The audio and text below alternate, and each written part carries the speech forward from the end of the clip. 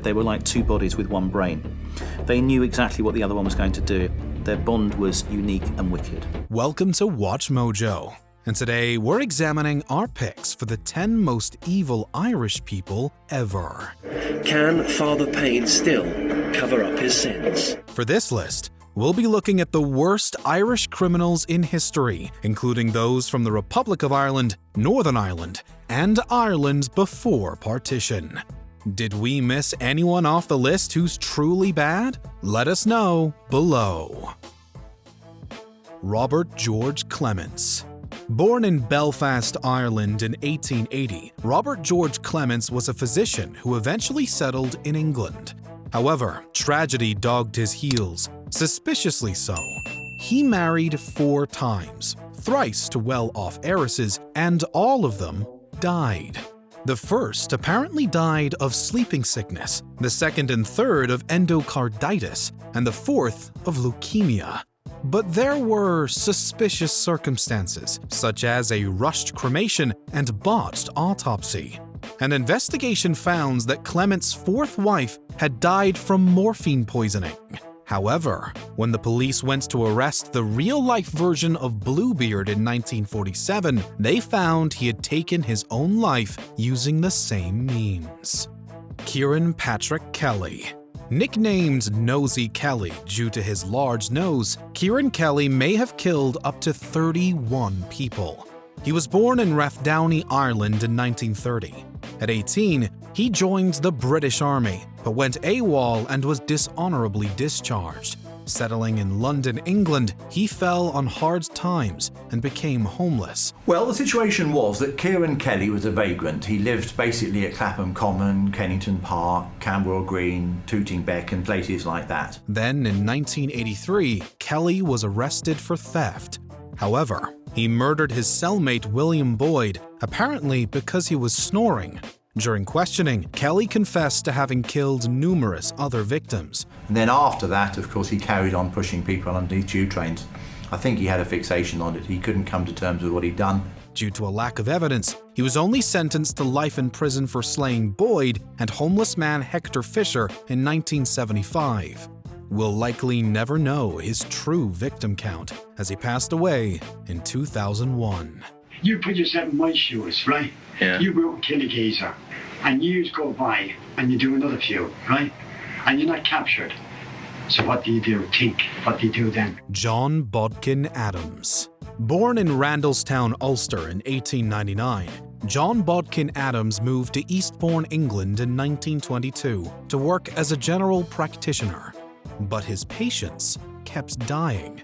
In fact, within one 10-year period, 163 of his patients fell into comas and died. Suspiciously, he'd been mentioned in the wills of 132.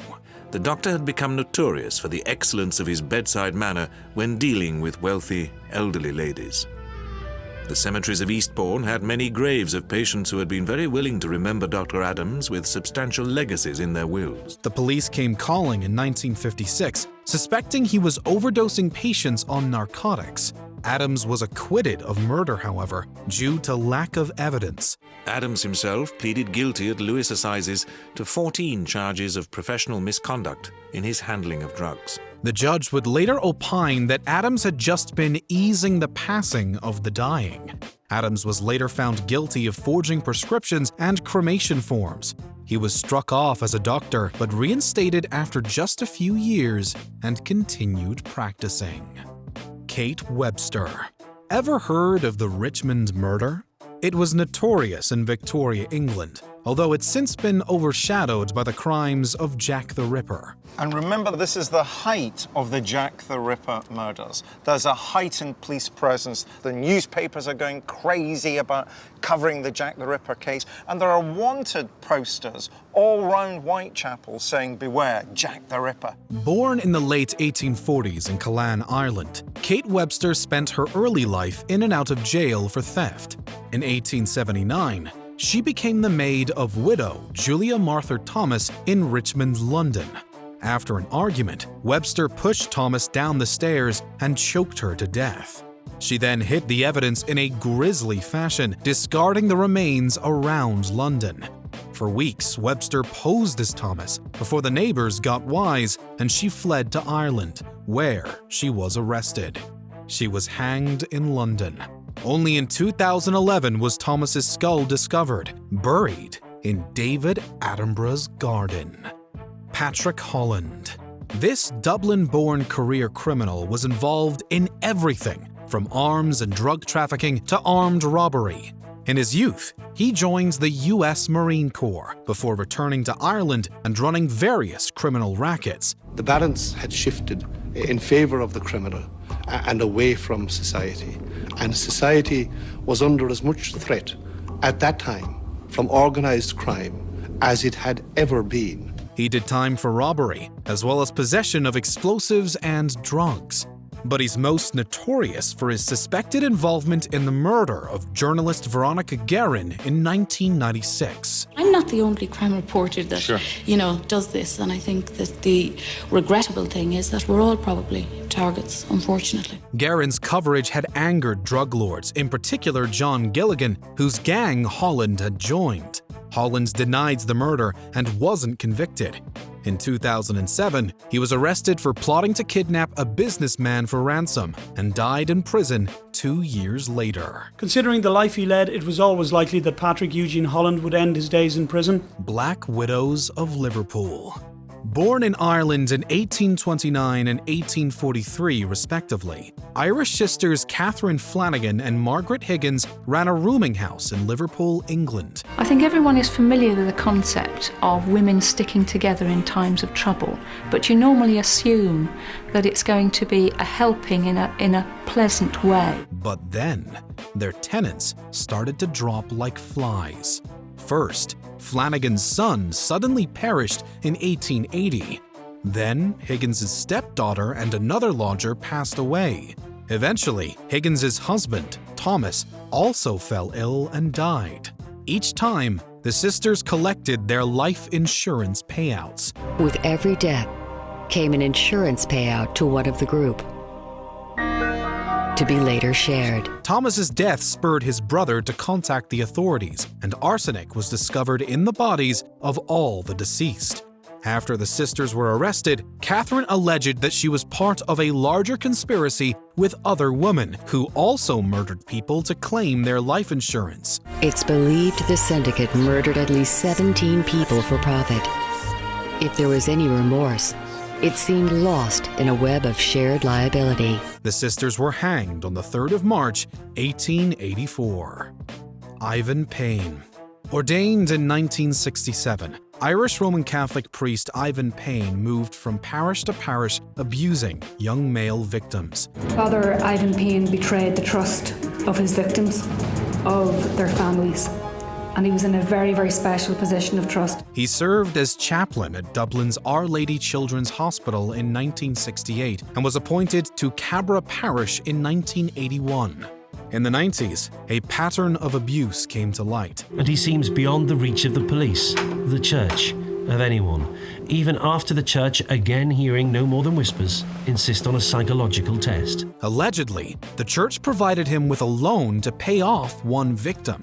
But in 1998, he was convicted of 14 charges and sentenced to 6 years, with 4 of those suspended if he received treatment.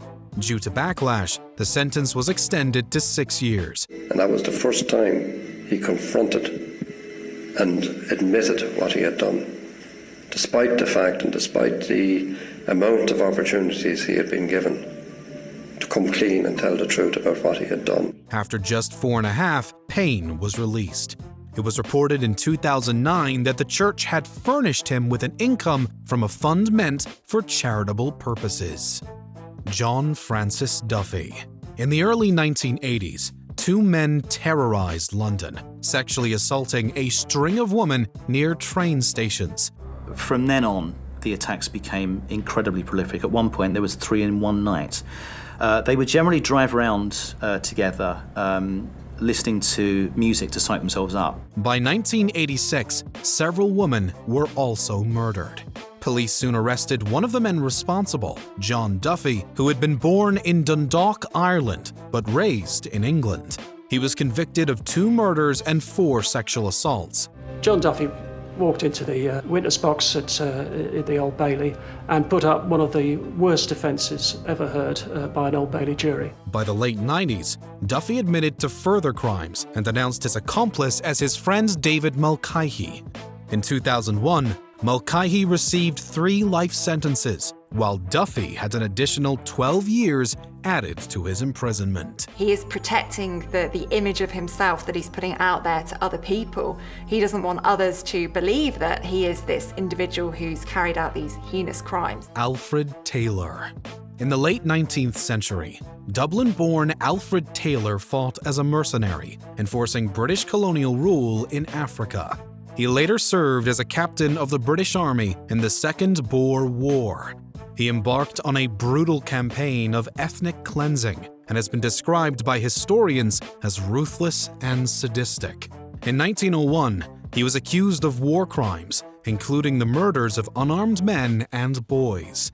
God, Harry, got no facilities for prisoners, can't even feed them. Taylor, execute those men. Taylor was also suspected of killing witnesses. It was one of the first war crimes trials in British history, but he managed to dodge the charges, while some of the men under him were executed. I wouldn't be too certain of this verdict, Harry. No. And what about you? Your trial's coming up soon, isn't it? Oh, they don't want me. Before we continue, be sure to subscribe to our channel and ring the bell to get notified about our latest videos. You have the option to be notified for occasional videos or all of them. If you're on your phone, make sure you go into your settings and switch on notifications. William Burke and William Hare. In 1827, a lodger at the house of William Hare in Edinburgh, Scotland, perished. Hare was frustrated as the lodger had owed him money. So with the help of friend William Burke, who also hailed from Northern Ireland, he sold the body to anatomist Robert Knox for research. The 2 of them sold this body to anatomists for £10.